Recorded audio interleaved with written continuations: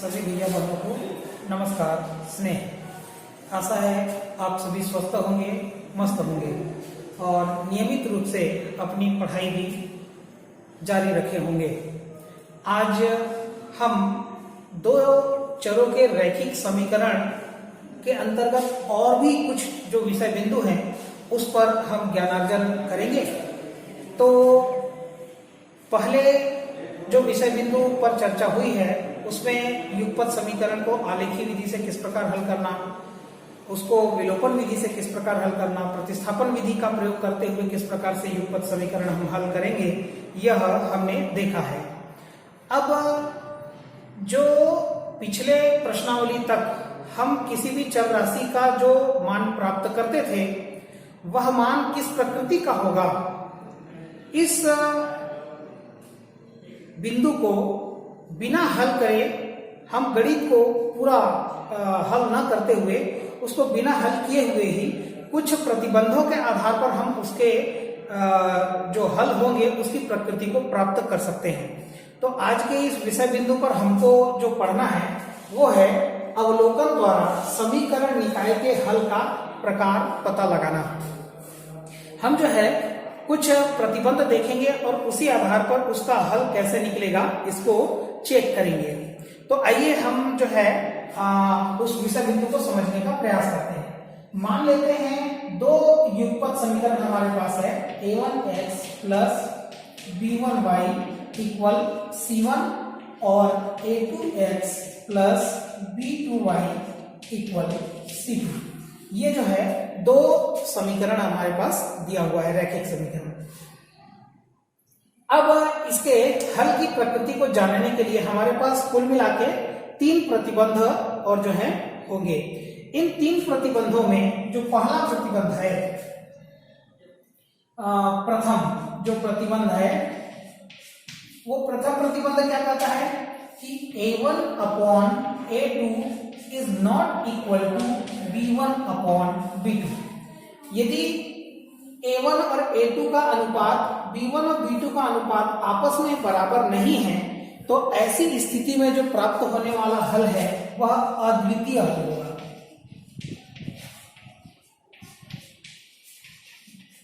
अद्वितीय हल होगा। तो अद्वितीय हल क्या होता है इसको भी हम आगे देखेंगे।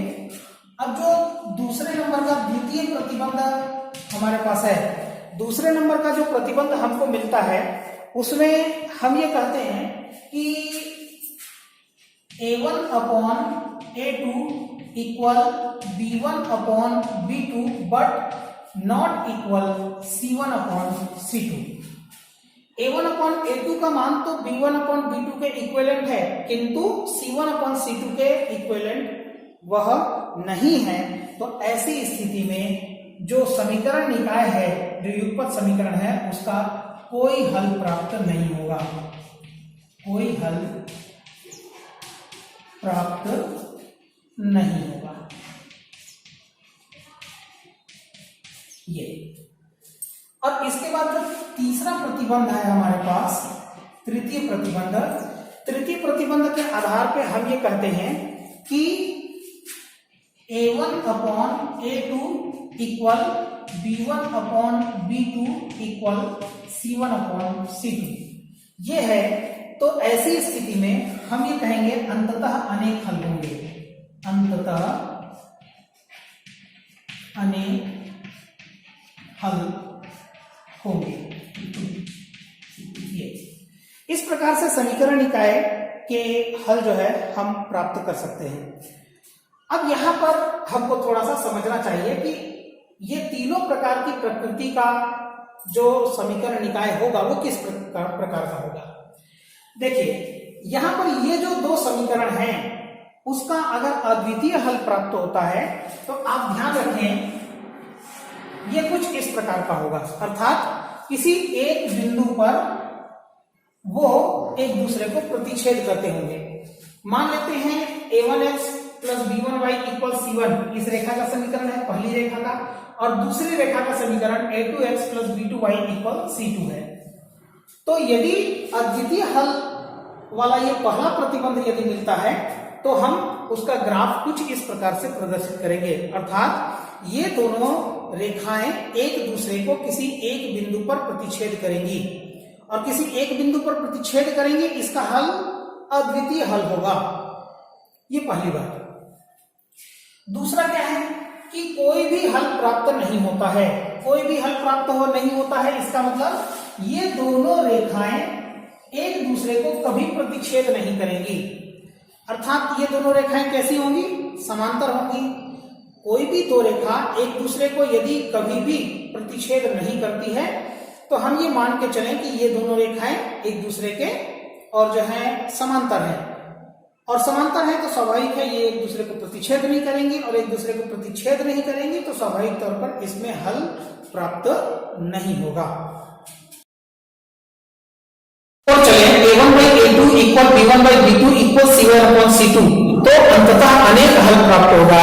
कहने का मतलब है कि यदि एक ही रेखा के ऊपर ये दूसरी रेखा भी आ जाए तो प्रत्येक बिंदु जो है दोनों रेखाओं का बिंदु है, इस कारण से ये दोनों रेखाएं जो है एक करके प्रत्येक बिंदु पर एक दूसरे को प्रतिच्छेद करती हैं, अपन ये मान सकते हैं।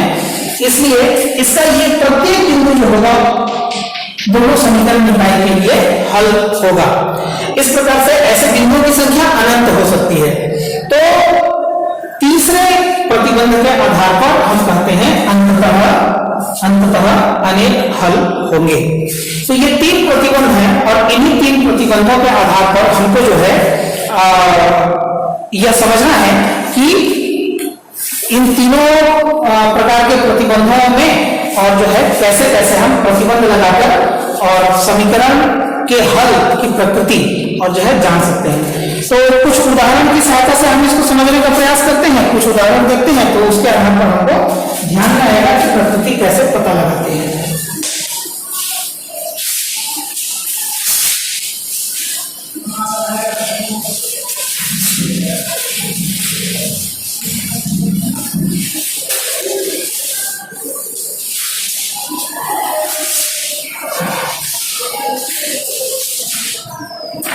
यहां पर 3x plus 5y इक्वल 12 एक समीकरण है, और 4x plus 2y equal 5, 4x plus 2y equal 5। हम क्या करते हैं, इसका हल कैसे करेंगे, हल समीकरण निकाय की तुलना a1x plus b1y equal c1 तथा a2x plus b2y equal c2 से करने पर हम इन दोनों समीकरणों की तुलना करते हैं। तो पहले समीकरण की तुलना हम इससे करते हैं और दूसरे समीकरण की तुलना हम इस वाले समीकरण से करते हैं। तो हमको a1 इक्वल मिलेगा 3, b1 इक्वल 5 और c1 इक्वल 12। ठीक इसी प्रकार से a2 इक्वल 4, b2 इक्वल 2 और c2 इक्वल 5 मिलता है। अब हम एक काम करते हैं, a1 बाई a2 ये ज्ञात कर लेते हैं।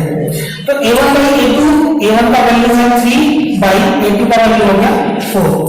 ठीक है, इसके बाद हम b1 अपॉन b2 प्राप्त कर लेते हैं। तो यहाँ पर b1 अपॉन b2, b1 का वैल्यू है 5 अपॉन b2 का वैल्यू हो जाएगा 2, और ठीक इसी प्रकार से c1 अपॉन c2 का वैल्यू फाइंड करेंगे। तो ये है 12 अपॉन 5। अब यहाँ पर हमने जो प्रतिबंध देखा है उसमें तीन प्रतिबंध, उन तीनों प्रतिबंध में पहला हम चेक करते हैं कि क्या a1 upon a2 is not equal b1 upon b2। तो a1 by a2 equal 3/4 is not equal 5/2। पहले प्रतिबंध को ये संतुष्ट करता है। इस कारण से हम जो है इस प्रतिबंध के आधार पर जो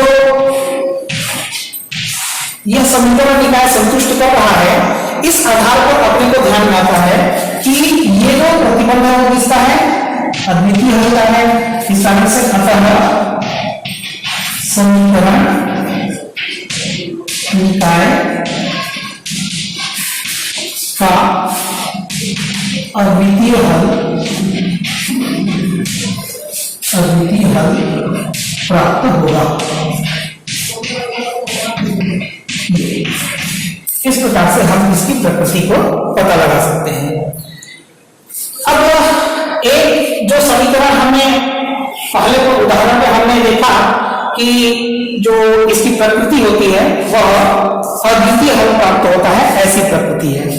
अब हम चलते हैं थोड़ा दूसरा प्रश्न देखते हैं जो दूसरी प्रकृति को व्यक्त करे।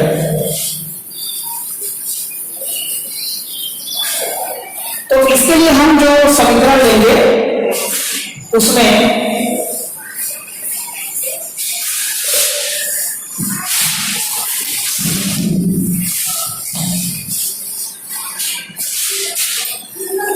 Five x plus 3y equal 5x plus 3y equal 12 और 15x plus 9y 15x plus 9y equal 15। ये समीकरण 1 हो गया और ये समीकरण 2 हो गया। अब इसका हल हम देखेंगे तो क्या हो जाएगा? समीकरण निकाय की तुलना a1x plus b1y equal c1 तथा a2x plus b2y equal c2 से करने पर हमको क्या मिलेगा? a1 equal 5, b1 equal 3, c1 equal 12। ठीक इसी प्रकार से a2 इक्वल 15, b2 इक्वल 9 और c2 इक्वल 15। अब हम निकालते हैं a1 अपॉन a2। अब a1 अपॉन a2 का वैल्यू 5 अपॉन 15, तो इसको चाहूं तो 5 और ये 15 को अगर कैंसिल करें तो 5 से 1 भाग चला जाएगा तो 5 एकम 5 हो जाएगा और 5 3 15 मतलब हो जाएगा 1/3 1/3। ठीक है। अब हम निकालते हैं b1 अपॉन b2। तो b1 का वैल्यू है 3 अपॉन 9, तो 3 ये भी कैंसिल होगा, 3 एकम 3 और 3 3 9 मतलब हो जाएगा 1/3। अब यहाँ पर हम देखें तो a1 by a2 का वैल्यू 1/3 और b1 by b2 का वैल्यू भी 1/3 है, तो c1 अपॉन c2 भी निकालना पड़ेगा अपने को। और यहाँ पर c1 अपॉन c2 का वैल्यू कितना हो जाएगा? c1 का वैल्यू है 12 अपॉन c2 का वैल्यू हो जाएगा 15, तो ये हो जाएगा 4 3 से कटेगा, 3 से 4 बार कटेगा और 3 से 5 बार कटेगा, तो ये हो जाएगा 4/5। अब जो हमको 3 प्रतिबंध है ज्ञात है, इन 3 प्रतिबंधों में से हमने ये देखा कि 1/3 और ये 1/3 तो सेम है, किंतु 4/5 जो है वो अलग है। अतः हम क्या करते हैं? a1 upon a2 equal b1 upon b2 but not equal c1 upon c2। तो इसको हम लिखना चाहे तो लिख सकते हैं 1/3 इक्वल 1/3 बट नॉट इक्वल 4/5। और ये जो प्रतिबंध हमको पता है, ये जो प्रतिबंध है वो किसका है? समीकरण निकाय का कोई भी हल नहीं है, इसका है, तो हमको लिखना पड़ेगा मतलब दिए गए समीकरण निकाय का कोई भी हल नहीं।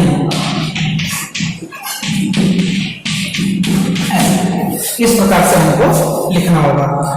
तो इस प्रकार हम इस समीकरण को हमने हल भी नहीं किया है और बिना हल किए हम उसकी प्रकृति को बता पा रहे हैं कि जो हमको हल करने पर उत्तर प्राप्त होने वाला है, चर राशि का मान प्राप्त होने वाला है, वह एक निश्चित मान प्राप्त होगा अथवा नहीं। अगर अद्वितीय हल होता है तो हम कहते हैं कि चर राशि का एक निश्चित मान प्राप्त हो रहा है, अन्यथा बाकी दोनों स्थितियों में जो चर राशि का मान होता है वो अनिश्चित होता है। तो इस प्रकार से हम इन प्रतिबंधों को ध्यान में रखते हुए और जो समीकरण निकाय है उसका हल और उसकी प्रकृति कैसी होगी ये जान सकते हैं।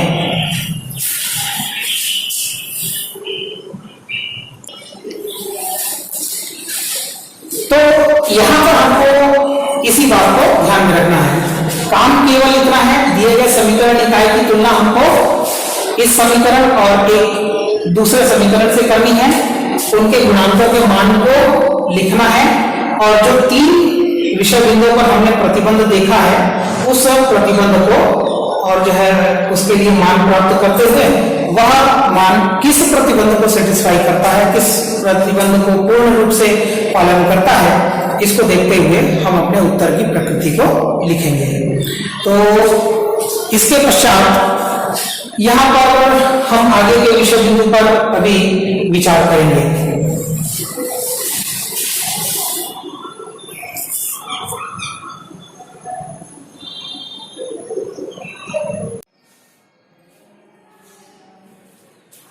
अब हम थोड़ा सा और आगे बढ़ते हैं।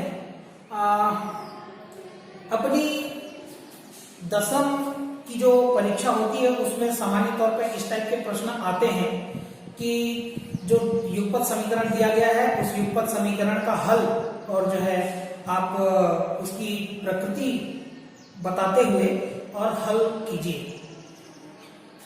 एक और प्रकार का जो प्रश्न आता है उसको मैं आपको बताना चाहूंगा कि यदि मान लिया जाए कोई युगपत समीकरण हमको दिया गया है और उसमें एक गुणांक जो है वो अज्ञात है, तो हम क्या कहते हैं, चरों के जो ये विषय बिंदु है, चरों के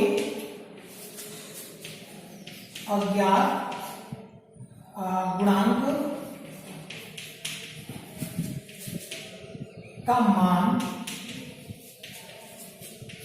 प्राप्त करना।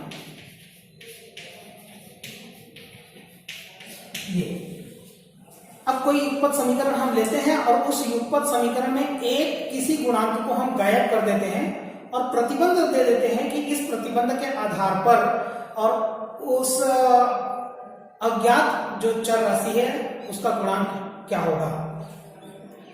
चलिए एक उदाहरण लेते हैं हम,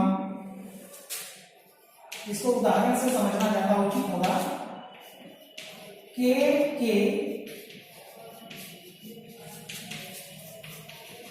इस मान के लिए समीकरण निकाय का अद्वितीय हल होगा। जबकि समीकरण क्या दे रहा है उसको देख लें, x minus k y equal to x minus k y equal to और 3x plus 2y 3x plus 2y equal -5, ये हमको दिया गया है।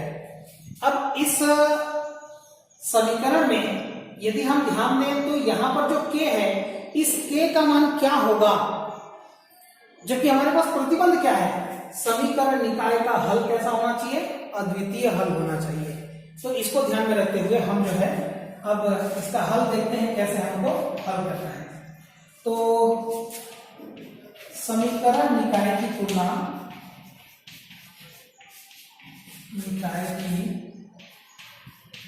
तुलना a1x plus b1y equal c1 तथा a2x plus b2y equal c2 से करने पर,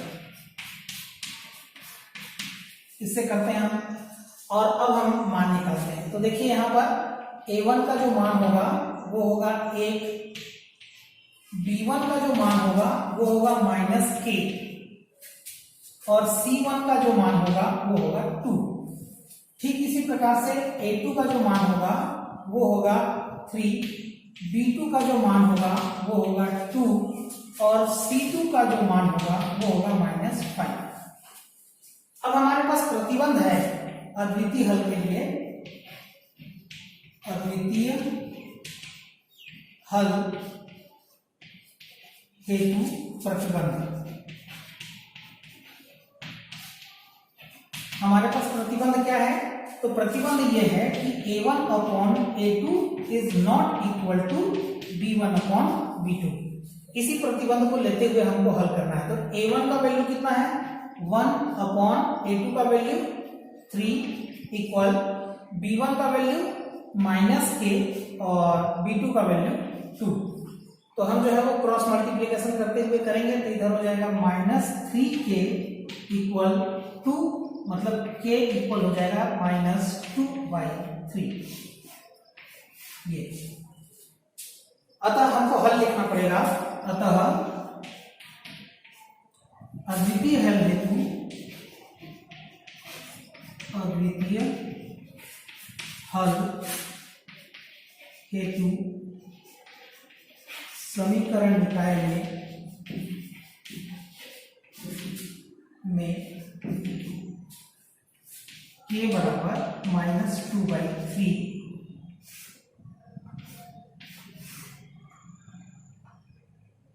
हल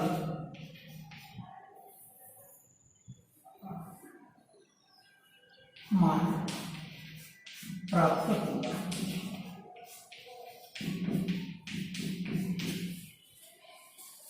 इस प्रकार से हम जो है किसी भी समीकरण निकाय की प्रकृति को ध्यान में रखते हुए उसका हल कैसे प्राप्त करेंगे ये देख सकते हैं।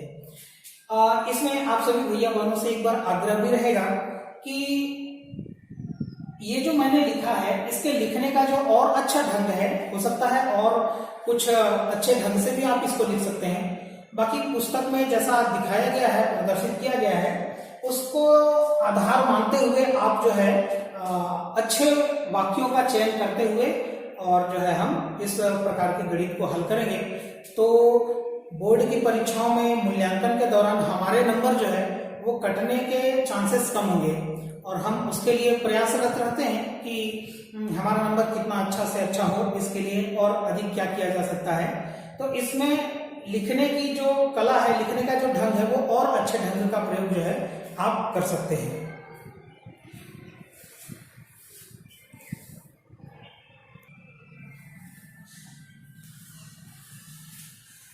एक और उदाहरण की सहायता से k का मान हम किस प्रकार से प्राप्त करेंगे इसको समझने का और थोड़ा सा प्रयास करते हैं। गणित एक ऐसा विषय है जिस पर जितना अधिक हम अभ्यास करेंगे, गणित को याद करना ये बहुत कठिन काम है। इसको समझकर अभ्यास करना ही इसमें अच्छे नंबर लाने का एक प्रकार से ट्रिक हो सकता है कि आप जब तक कि इसमें अभ्यास बहुत अच्छे से नहीं करेंगे आपको और जो है सफलता मिलने के जो चांसेस है वो कम होता है। इसलिए खूब अभ्यास कीजिए तो स्वाभाविक तौर पर आपका अभ्यास ही जो है आगे आने वाले समय में गणित के लिए आपका सहयोगी बन सकता है। तो एक और अभ्यास के लिए प्रश्न लेते हैं हम। kx plus 2y equal 5, 2y equal 5 और 3x plus y equal 1, 3x plus y equal 1। अब हम क्या करते हैं? अब हम इस समीकरण निकाय का फिर वही अद्वितीय हल के लिए हम लोगों को प्राप्त करना है इसके k का जो मान है, x जो चर राशि है उसके साथ यहाँ पर कोई एक निश्चित मान होना चाहिए जिसके लिए इसका हल अद्वितीय प्राप्त होगा। तो हमको उस k का मान प्राप्त करना है। तो समीकरण निकाय की तुलना a1x plus b1y equal c1 और a2x plus b2y equal c2 से करने पर पहले समीकरण की तुलना हम इससे करेंगे और दूसरे समीकरण की तुलना हम इससे करेंगे। चलिए, तो a1 equal k, a2 equal 2 और a1 equal k, b1 equal 2 और c1 equal 5, a2 equal 3, b2 equal 1 और c2 इक्वल 1। अब हम क्या करते हैं, यहां पर अद्वितीय हल हेतु प्रतिबंध क्या है? अद्वितीय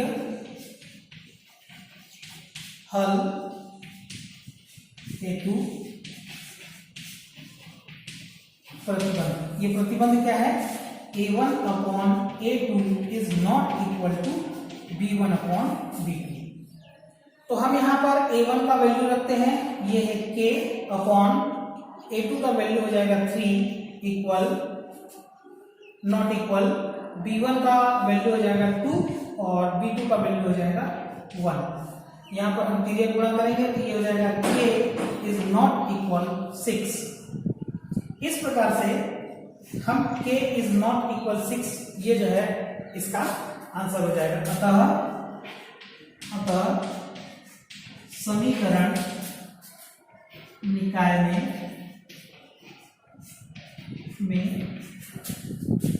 K is not equal to 6 हल प्राप्त होगा। ये हम लिख सकते हैं। इस प्रकार से समीकरण का हल जो है आसानी से प्राप्त किया जा सकता है। तो आशा है आप सभी भैया बहन जो है किसी चर राशि का मान हम जो है वो किस प्रकार से प्रतिबंधों को आप ध्यान में रखते हुए यह कैसे निकाला जा सकेगा, यह आप सभी भैया बहनों को समझ में आया होगा। तो एक बार इसको ध्यान से थोड़ा सा देख लें और फिर थोड़ा सा दिमाग में इसको बैठा लें।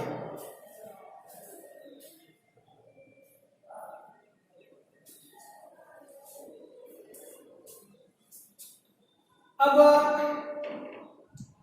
यहां पर हल की प्रकृति को जानना पहला काम है।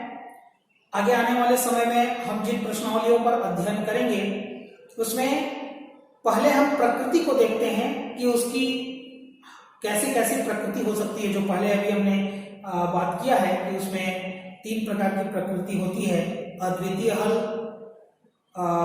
कोई हल नहीं और अंततः अनेक हल। तो हम प्रकृति को जब पता लगा लेंगे तो आगे उसके चर राशि के मान को प्राप्त करने में हमको सुविधा होती है।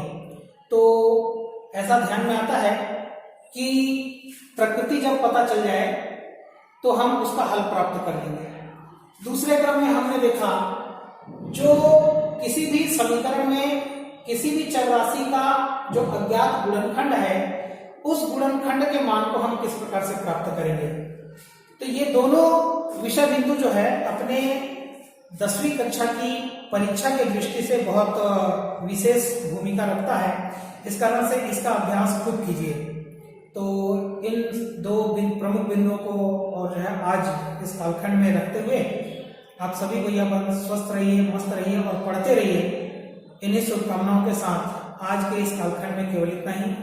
आप सभी प्रणाम, नमस्ते, स्नेह।